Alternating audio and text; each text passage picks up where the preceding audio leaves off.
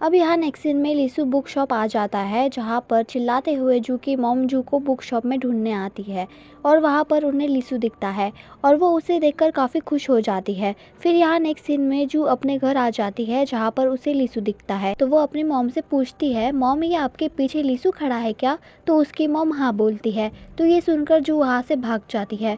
फिर यहाँ जू अपनी मॉम से पूछती है कि आपने इसे घर पर क्यों बुलाया? तो उसकी मॉम बोलती है, मैं अपनी बेटी के क्लासमेट को अपने हाथ से खाना खिलाना चाहती हूँ। तो जू बोलती है, आप मुझसे नफरत करती हो क्या? आपने उसे क्यों बुलाया? और ये बोलते हुए जू रोने वाली शक्ल बनाती है। यहाँ पर लीसू जू के पापा और भाई के साथ बैठा हुआ होता है, जहाँ पर जू का भाई हाथ में चप्पल लिए हुए लीसू को घूरता रहता है। तो यहाँ पर जू के डैड लीसू से पूछते हैं कि तुम जू के सिर्फ फ्रेंड हो या कुछ और?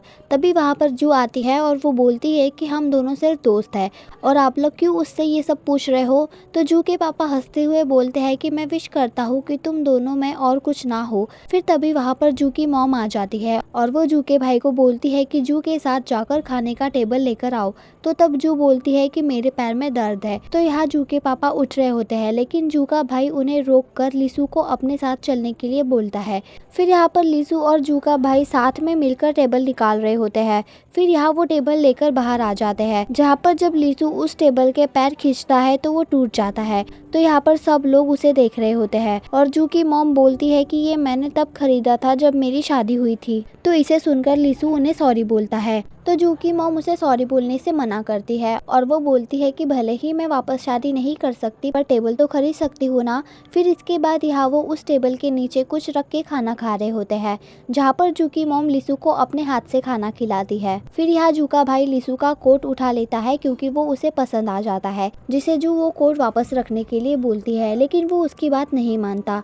यहाँ जू की मॉम लीसू से बोलती है कि तुम तो क्लास में टॉप करते हो ना, तो क्या तुम जू को अपने साथ पढ़ा सकते हो?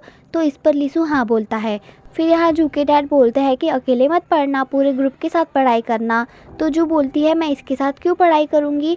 तो इसे सुनकर लीसू जू को देखने लगता है। फिर तभी यहाँ जू का भाई लीसू का कोट ट्राई करने के लिए पूछता है, तो जू उसे मारने लगती है, पर यहाँ लीसू उसे पहनने के लिए हाँ बोल देता है। तो ये सुनकर जू का भाई खुश हो जाता है, लेकिन यहाँ पर जू उसे मारने लगती है। तो जू का भाई उसका पैर पकड़ लेता है। इनकी लड़ाई देखकर यहाँ पर जू की मॉम जोर से चिल्लाती है, जिन्हें यहाँ पर लीसू देख रहा होता है। लेकिन यहाँ पर ये दोनों भाई बहन वापस से लड़ने लग जाते हैं, जहाँ लड़ाई करते करते जू लीसू की गोद में ही गिर जाती है और यहाँ वो दोनों एक दूसरे को देख रहे होते हैं। फिर यहाँ जू की मॉम उसे उठ के बैठने के लिए बोलती है। फिर यहाँ जू उठ जाती है। फिर इसके बाद ये सब आपस में काफ़ी सारी बातें करते हैं। फिर तभी वहाँ पर जू की बहन आ जाती है, जिसने काफ़ी सारी ड्रिंक की हुई होती है और यहाँ वो कुछ ना कुछ बड़बड़ा रही होती है और यहाँ पर लीसू के सामने जू की फैमिली एम्बैरेस्ड हो जाती है। फिर तभी वहाँ पर जू की बहन बिजली के तार से टकरा जाती है और पूरे घर की लाइट चली जाती है। फिर यहाँ वो लोग अंधेरे में चल रहे होते हैं और वहाँ पर वो गिर भी जाती है। फिर जब यहाँ जू टॉर्च लगाकर देखती है तो सब लीसू के ऊपर गिरे हुए होते हैं और यहाँ लीसू उनके नीचे दब जाता है। फिर यहाँ जब जू टॉर्च घुमाती है तो वहाँ पर जू की बहन बैठकर आराम से खाना खा रही होती है और इसे देखकर जू को यहाँ पर शर्म आ रही होती है। फिर यहाँ जू लीसू को छोड़ने बाहर आती है। फिर यहाँ जब वो अंदर आती है तो वो देखती है वहाँ पर प्राइवेट कपड़े हैं, तो वो उन्हें वहाँ से हटा देती है। फिर यहाँ हमें मॉर्निंग का सीन दिखाया जाता है, जहाँ पर जू सो रही होती है, जहाँ पर जू की बहन आकर उसे अपने साथ चलने के लिए बोलती है, लेकिन जू उसे मना कर देती है। लेकिन जब जू की बहन उसे चिकन खिलाऊंगी बोलती है तो वो फट से उठकर जाने के लिए मान जाती है। फिर यहाँ वो दोनों फायरवुड आ जाते हैं, जहाँ पर जू लेटकर अपना फ़ोन यूज़ कर रही होती है। फिर जब वो वहाँ से बाहर जा रही होती है तो वहाँ पर सियोजुन का दोस्त आ जाता है, जिसे देखकर यहाँ जू अपना फेस छुपाते हुए उस फायरवुड के गोल गोल घूम रही होती है। फिर यहाँ जब वो वापस बाहर जा रही थी तो तभी वहाँ पर सियोजुन भी आ जाता है, जिसे देखकर यहाँ पर जू शॉक हो जाती है और वो फट से वहाँ पर लेट जाती है। फिर यहाँ अंदर सियोजुन भी आ जाता है।